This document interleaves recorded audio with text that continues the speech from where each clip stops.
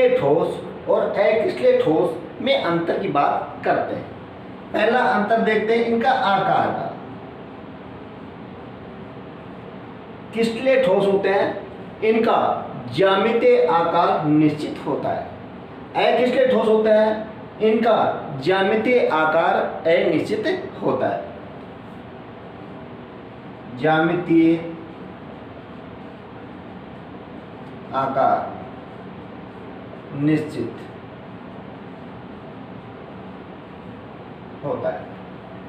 इनका ज्यामितीय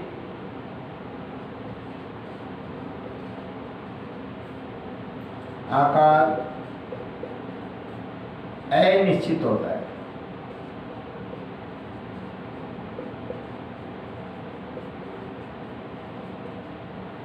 दूसरी चीज बात करें इनके गलनांक की, तो नंबर 2 गलनांक।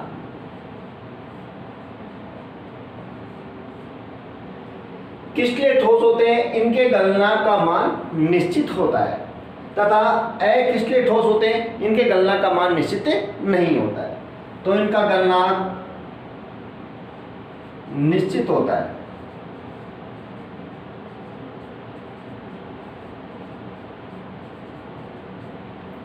इसका गलनांक अनिश्चित होता है।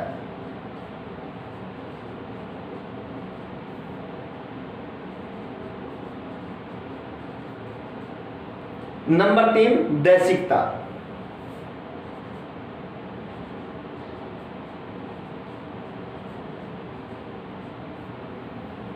क्रिस्टलीय ठोस होंगे ये विषम दैशिकता प्रदर्शित करते हैं तथा अक्रिस्टलीय ठोस होंगे ये समदैशिकता प्रदर्शित करते हैं। तो ये विषम दैशिकता प्रदर्शित करते हैं। ये समदैशिकता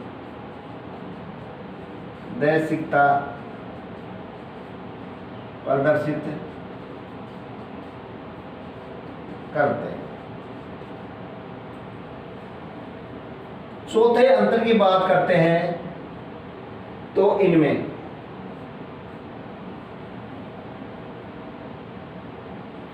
विद्युत गुण की बात करते हैं।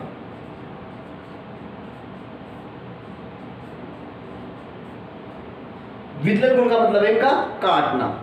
जब भी किसी धारयुक्त पदार्थ से इनको काटा जाता है तो ये सपाट करते हैं और इनकी सतह क्या होती है, चिकनी होती है। इसी प्रकार से जब अक्रिस्टलीय ठोस को धारयुक्त हथियार से काटेंगे तो ये अनियमित करते हैं और सतह भी इनकी चिकनी नहीं होती। विद्युत की बात करें तो धारयुक्त हथियार से काटने पर सपाट करते हैं सतह चिकनी होती है।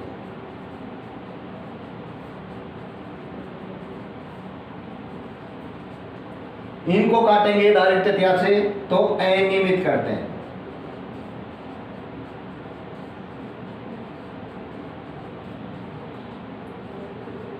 तो सतह भी अनियमित या खुरदरी होती है।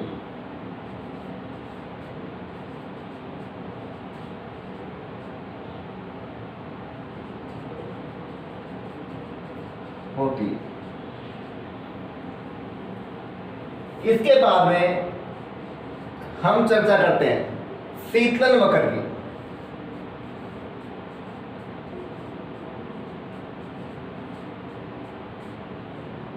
शीतलन वक्र तो देखिएगा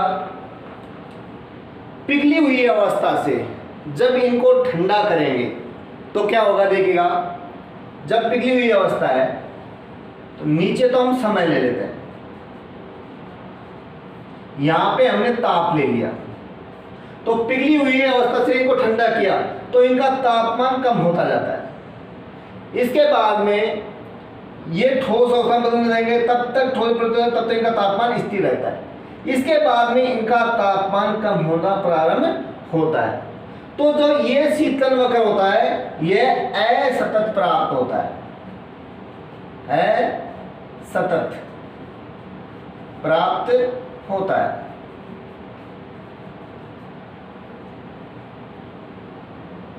अक्रिस्टलीय ठोस है, जब इनको पिघली अवस्था ठंडा करेंगे तो क्या होगा, यहां पे ताप, यहां पे समय। पिघली अवस्था ठंडा किया तो इनका तापमान धीरे धीरे कम होता जाएगा। पहले अड़ता ठोस में जाएंगे और ठोस में इनका तापमान कम होता जाता है। तो इस प्रकार का ग्राफ प्राप्त होता है। इसका मतलब इनका शीतलन वक्र होता है वह क्या प्राप्त होता है, सतत प्राप्त होता है।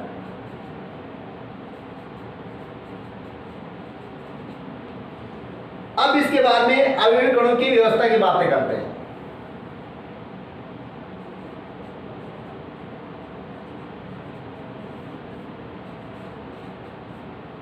जो अवयवी कण होंगे इनमें क्रिस्टलीय ठोस होंगे, इनकी दीर्घ परास व्यवस्था पाई जाती है।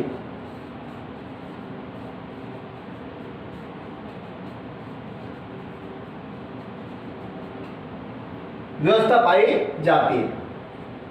इनमें लघु परास व्यवस्था पाई जाती है।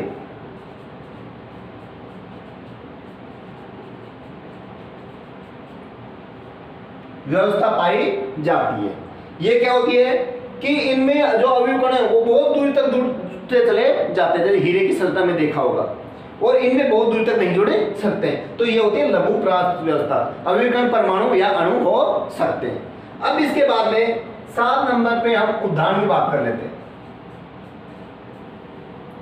उदाहरण में देखते हैं जो क्रिस्टलीय ठोस होते हैं इनके एग्जाम्पल में जैसे हीरा है, NaCl है, KCl है, क्वार्ट्ज है, ये सभी उदाहरण किसके हो गए, क्रिस्टलीय ठोस के हो गए। इसके बाद में हम अक्रिस्टलीय ठोस के उदाहरण की बातें करें, एग्जाम्पल की बातें करें तो देखा होगा रबर, प्लास्टिक और बहुलक, ये सभी क्या होते हैं, अक्रिस्टलीय ठोस होते हैं। तो इस प्रकार से आपसे पूछे कि क्रिस्टलीय ठोस किसे कहते हैं, अक्रिस्टलीय ठोस किसे कहते हैं, तो इनमें आप अंतर बता सकते हैं। ठीक है, इसमें भी बीच में अलग से पूछ लेता है कि विदलन गुण बताइए। विदलन मतलब काटना।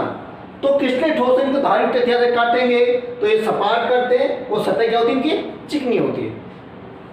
अक्रिस्टलीय ठोस के विदलन गुण की बात करें तो ये अनियमित कटेंगे और सतह क्या होती है, अनियमित। तो वैसे भी आपको इसको पूछ सकता है। तो इस प्रकार से इन दोनों में क्या होगा, ये अंतर। अब बात करते हैं विभिन्न बंधन बलों के आधार पर ठोसों का वर्गीकरण। जो बंधन बल हैं इनके आधार पर ठोस कितने प्रकार के होते हैं। अब इनके लिए देखते तो सबसे पहले आता है नंबर 1 आयनिक ठोस।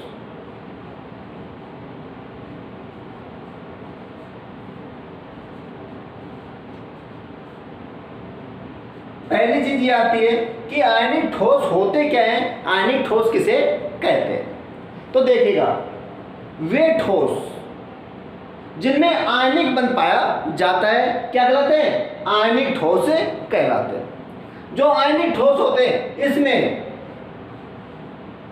धनायन व ऋणायन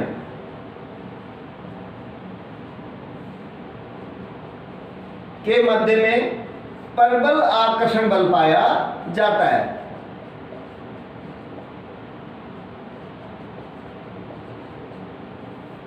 पाया जाता है। अब धनायन और ऋणायन के मध्य में इनमें प्रबल आकर्षण बल पाया जाएगा तो इनके अणु बहुत अधिक पास पास होंगे। पास पास होंगे तो इनके गलनांक और कवथनांक के मान, गलनांक और कवथनांक के मान उच्च होते हैं। इनके मान क्या होते हैं, बहुत अधिक होते हैं। दूसरी चीज, जो आयनिक ठोस होते हैं ये ठोस अवस्था में विद्युत का चालन नहीं करते हैं, लेकिन जब हम इनको किसी विलायक में मिला देंगे तो ये धनायन और ऋणायन में विभक्त हो जाएंगे। अब यदि इनमें विद्युत धारा प्रवाहित की जाए तो विद्युत का चालन करते हैं। ठीक है, क्योंकि इन आयनों की सहायता से विद्युत चालन करते हैं। जो आयनिक ठोस होते हैं वे ठोस अवस्था में विद्युत चालन नहीं करेंगे, लेकिन जो ही इनको किसी विलायक में विलय कर देंगे तो इन धनायन और ऋणायन की सहायता से वियुक्त हो गए, तो इनकी सहायता करते ये विद्युत का चालन करते हैं। अब तीसरी चीज सुनिएगा, जो भी आयनिक ठोस होते हैं ये भंगुर प्रकृति के होते हैं। कैसे होते हैं? भंगुर प्रकृति के होते हैं।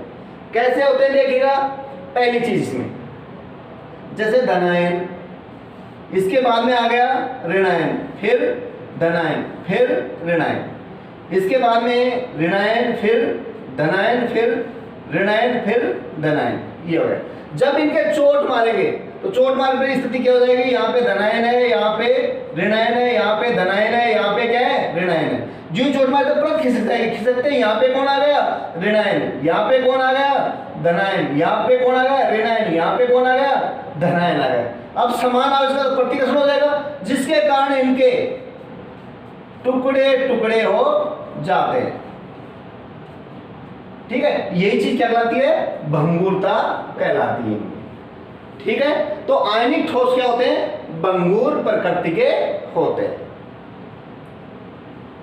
अब कुछ हम इसमें संरचना की बातें करें तो एक आयनिक ठोस का एग्जाम्पल की चर्चा करें यहाँ पर। जैसे अपने पास में NaCl है, सोडियम क्लोराइड, ये भी क्या होता है, आयनिक ठोस होता है। KCl है, ये भी क्या होता है, आयनिक ठोस होता है। MgCl2 है, ये भी क्या होता है, आयनिक ठोस होता है। तो देखते हैं आयनिक ठोस में संरचना, देखते हैं NaCl की संरचना कैसी होती है, कैसे बनाते हैं। ठीक है, तो इसकी हम बात करें तो देखिएगा, आपको लाइन खींचनी है, इस प्रकार से एक लाइन बना लेंगे, कोई दिक्कत नहीं है। इसके बाद में दूसरी लाइन बना लेंगे इस प्रकार से, फिर कौन सी लाइन बना लेंगे, इस प्रकार से तीसरी लाइन बना लेंगे। ठीक है, अब इन लाइन को नीचे ले जाएंगे ऐसे, तो ये ले गए, ये ले गए। इसके बाद में इसको और नीचे ले जाएंगे, इसको भी थोड़ा सा और नीचे ले जाएंगे, इसके बाद में इसको और नीचे ले जाएंगे, इसको भी क्या ले जाएंगे, और नीचे ले जाएंगे। अब इन दोनों को इस प्रकार से मिला देंगे, इसी प्रकार से इन दोनों को मिला देंगे, इसी प्रकार से इन दोनों को मिला देंगे। ठीक है, इसके बाद में ये तीनों हैं तो इन तीनों को मिला देंगे इस प्रकार से। इस पर ये है तो इसको भी मैंने मिला दिया, यहाँ पे भी इसको मिला दिया।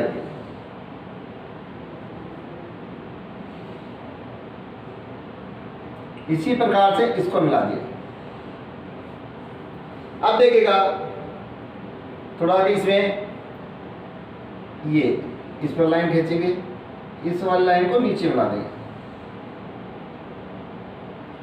इस वाले को और नीचे ले जाएंगे, इस वाले को और नीचे ले जाएंगे, इन तीनों को मिला देंगे। इसके बाद में ये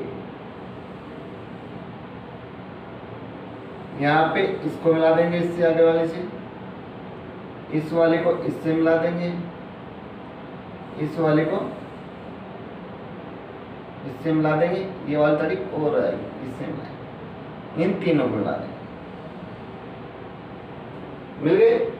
अब इसके बाद में बात करें हम तो देखिएगा, अब पास में जितने भी अभी करें उनको हम प्रदर्शित करेंगे। एक बार इसको इस प्रकार से और मिला देते हैं, इस प्रकार से। ठीक है, अब देखिएगा हम इसमें जैसे Na+ है,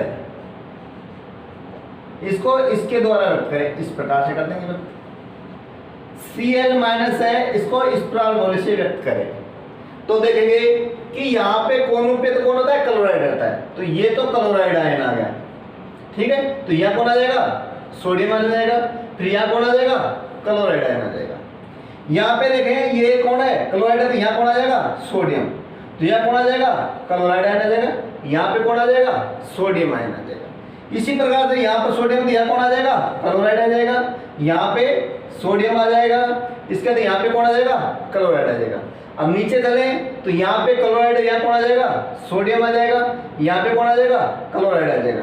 यहाँ पे देखेगा सोडियम है तो यहाँ क्लोराइड आ गया, यहाँ पे कौन आ जाएगा, सोडियम आ जाएगा। यहाँ पे क्लोराइड है, यहाँ सोडियम आ गया, यहाँ पे कौन आ गया, क्लोराइड आ गया। यहाँ पे सोडियम है तो यहाँ कौन आ जाएगा, क्लोराइड आ जाता है। यहाँ पे कौन आ जाएगा, सोडियम आ जाएगा। यहाँ पे देखा ये क्लोराइड है तो यहाँ कौन आ जाएगा, सोडियम आ जाएगा। यहाँ पे कौन आ जाएगा, क्लोराइड। यहाँ पे सोडियम है तो यहाँ क्लोराइड, और यहाँ पे कौन आ जाएगा, सोडियम आ जाएगा। इसकी चर्चा कर लेते हैं। यहाँ पे क्लोराइड है तो यहाँ कौन आ जाएगा, सोडियम आ जाएगा। यहाँ पे कौन आ जाएगा, क्लोराइड आ जाएगा। यहाँ पे सोडियम है तो यहाँ पे क्लोराइड आ जाएगा, यहाँ पर सोडियम आ जाएगा। यहाँ पे देखा क्लोराइड है, यहाँ सोडियम, और यहाँ पे कौन आ जाएगा, क्लोराइड।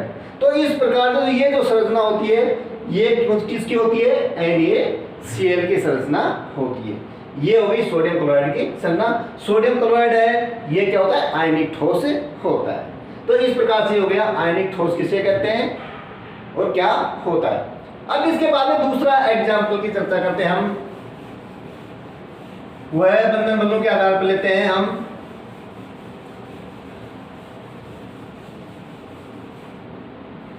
धात्विक ठोस नंबर 2।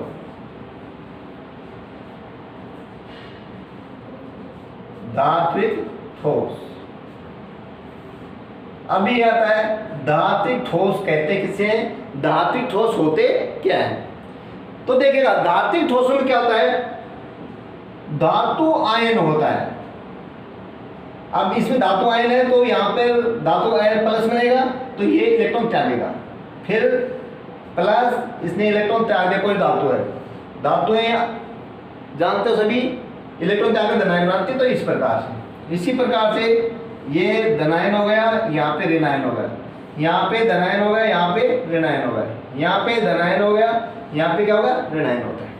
अब धात्विक ठोस की हम बात करें तो पहली बात ये कह सकते हैं वे ठोस जिनमें धात्विक बंध पाया जाता है क्या कहलाते हैं, धात्विक ठोस कहलाते हैं। दूसरी देखिएगा धातु में धातु जो आयन होते हैं ये इलेक्ट्रॉन के समुद्र में क्या होते हैं, डूबे हुए होते हैं। दिख रहा है आपको, ये इलेक्ट्रॉन समुद्र में क्या होते हैं, डूबे होते हैं। इन्हीं इलेक्ट्रॉन की सहायता से जो धातु होती हैं ये क्या होती है, विद्युत की क्या होती है, सुचालक होती है, विद्युत की सुचालक होती है। दूसरी चीज देखोगा इन्हीं इलेक्ट्रॉन की सहायता से इनमें धात्विक चमक पाई जाती है, चमक पाई जाती है। कैसे, जो ही इन पे प्रकाश पड़ेगा ये इलेक्ट्रॉन ऊर्जा उच्च ऊर्जा स्तर में चले जाते हैं, वहां से पुनः लौटेंगे उस निश्चित तरंग प्रकाश उत्सर्ग करेंगे जिनके अंदर में धात्विक चमक पाई जाती है। तीसरी चीज इनको पीटा जाए तो ये चद्दन में परिवर्तित हो जाएंगे, यानी कि आघात वर्धन्य गुण पाया जाता है। क्या पाया जाता है, आघात वर्धन्य का गुण पाया जाता है। अब इसके बाद में हम बात करें तन्यतम, यूं इनको खींचते हैं तो ये किस परिवर्तित हो जाते हैं, तार में परिवर्तित हो जाते हैं। तो इस प्रकार हो गया धात्विक ठोस। धात्विक ठोस किसे जिनमें धात्विक गुण पाया जाता है वो धात्विक ठोस कहलाते हैं। ये विद्युत के सुचालक होते हैं, ऊष्मा के सुचालक होते हैं, धात्विक चमक पाई जाती है, आघात वर्धन्य और तन्यता का गुण पाया जाता है। अब इसके बाद में बात करते हैं नंबर 3 के, आता है सहसंयोजक ठोस। सहसंयोजक ठोस। पहली बात आती है सहसंयोजक ठोस किसे कहते हैं, तो वे ठोस जिनमें सहसंयोजक बंध पाया जाता है क्या कहलाते हैं, सहसंयोजक ठोस कहलाते हैं। इसका एग्जांपल है हीरा, ग्रेफाइट। अब क्या होता है, हीरे की बातें करूं मैं सहसंयोजक ठोस में तो देखा होगा हीरे में एक कार्बन परमाणु है, उससे इस प्रकार से अन्य कार्बन परमाणु जुड़े हुए होते हैं।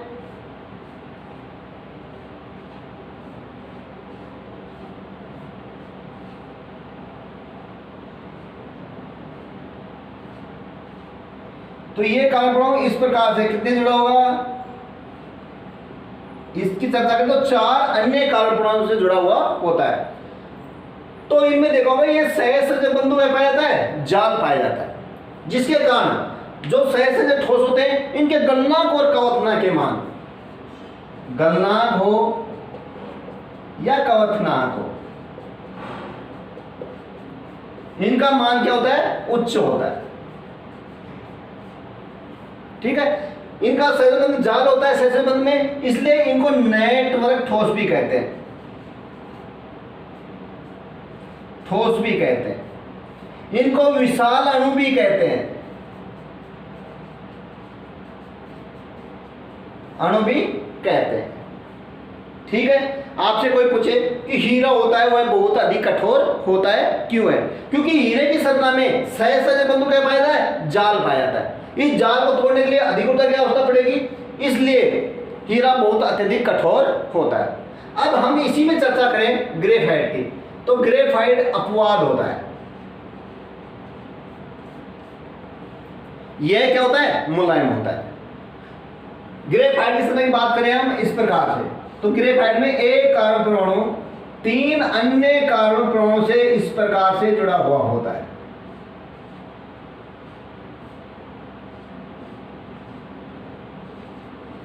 इस प्रकार से 3 अन्य से एक कार्बन है, वह 3 अन्य कार्बन परमाणु से जुड़ा होगा ग्रेफाइट। तो क्या होगा? एक इलेक्ट्रॉन मुक्त रह जाएगा, जिसके कारण ग्रेफाइट क्या होता है? विद्युत का सुचालक होता है। आपसे कोई पूछ ले कि ग्रेफाइट विद्युत का सुचालक होता है, क्यों होता है? तो इसके लिए ग्रेफाइट में एक कार्बन परमाणु है, वह 3 अन्य कार्बन परमाणु जुड़ा होता है, एक मुक्त इलेक्ट्रॉन रह जाएगा, जिसके कारण ग्रेफाइट विद्युत का सुचालक होता है। दूसरी चीज कहे कि जो ग्रेफाइट होता है यह क्या होता है? मुलायम होता है। मुलायम इसलिए होता है कि इसकी संरचना परतदार होती है, तो ये परतें एक दूसरे क्या होती हैं? खिसक सकती हैं, इसलिए क्या होता है? ग्रेफाइट मुलायम होता है। तो इस प्रकार से हो गया आपका सहसंयोजक ठोस। अब इसके बाद में आगे चलते हैं, आगे आता है हमारा आणविक ठोस। तो बात करते हैं आणविक ठोस की। नंबर 4 आणविक ठोस।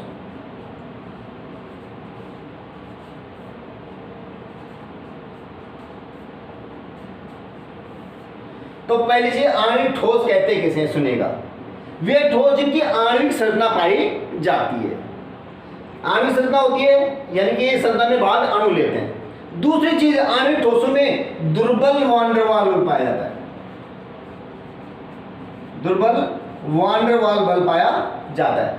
और कमरे के ताप पर यह प्राय है, या तो गैस होंगे या द्रव होंगे या ठोस होंगे, तीनों में मिल सकते हैं इस प्रकार से। अब देखिएगा आणविक ठोस है, इनको भी और विभक्त किया गया है। जो आणविक ठोस है इनको और विभाजित किया गया है। देखिएगा अब कौन कौन से विभाजित किया गया है, तो नंबर 1 ले लेते हैं इनमें आणविक ठोस के लिए। तो अध्रुवीय आणविक ठोस, अध्रुवीय आणविक ठोस। अध्रुवीय आणविक ठोस किससे कहेंगे? देखिएगा अध्रुवीय आणविक ठोस में जो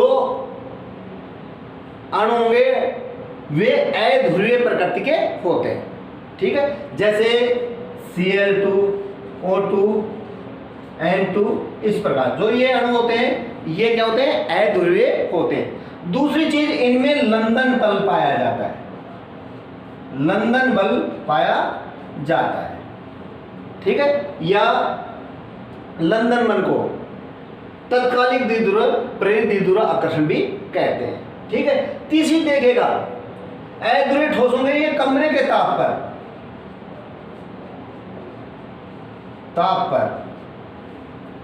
या तो यहां गैस होंगे या द्रव अवस्था में पाए जाते हैं। प्राय गैस होंगे या द्रव में भी पाए जा सकते हैं। तो इस प्रकार से हो गया अध्रुवीय आणविक ठोस हो गया।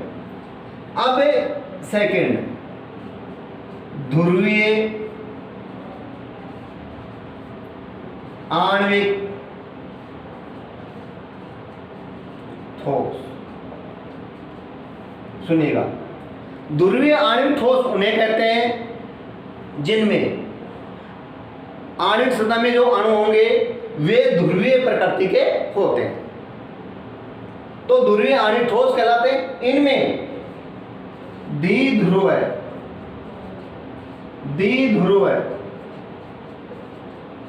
आकर्षण पाया जाता है। ध्रुवीय आणविक ठोस में कौन सा आक्रमण पाया जाएगा? द्विध्रुव आक्रमण पाया जाता है। अब उदाहरण की बातें करें तो देखें SO2 है, ये भी क्या होता है? ध्रुवीय आणविक ठोस होता है। ठीक है, अब और बात कर रहे हैं इसी में हम थोड़ी सी, जो ध्रुवीय आणविक ठोस होंगे ये भी कमरे के ताप पर गैस या द्रव या ठोस अवस्था में पाए जाते हैं। इनके गलनांक का उतना का मान क्या होता है? कम होता है। अब लास्ट आता है थर्ड, हाइड्रोजन आबंधित आणविक ठोस, आणविक ठोस की बात करें तो देखेगा वे आणविक ठोस जिनमें हाइड्रोजन बंध पाया जाता है क्या कहते हैं? हाइड्रोजन आबंधित ठोस कहलाते हैं। अब हाइड्रोजन बंध किसे कहते हैं? FON और एक ClO ले लें। जब हाइड्रोजन परमाणु दो अधिक विद्युत ऋणात्मक परमाणु जैसे फ्लोरीन, ऑक्सीजन, नाइट्रोजन और क्लोरीन के मध्य आता है तो एक अतिरिक्त द्विध्रुव बंध बनाता है जिसे हाइड्रोजन बंध कहते हैं। जैसे जल में देखा होगा हमने HOH, तो ये दो ऑक्सीजन के बीच में हाइड्रोजन आएगा तो यहाँ पे एक ये ध्रुवल बंध बना लेगा, ये क्या होता है? हाइड्रोजन बंध कहलाता है। अब हाइड्रोजन आबंधित ठोस के एग्जाम्पल में बातें करें तो ठोस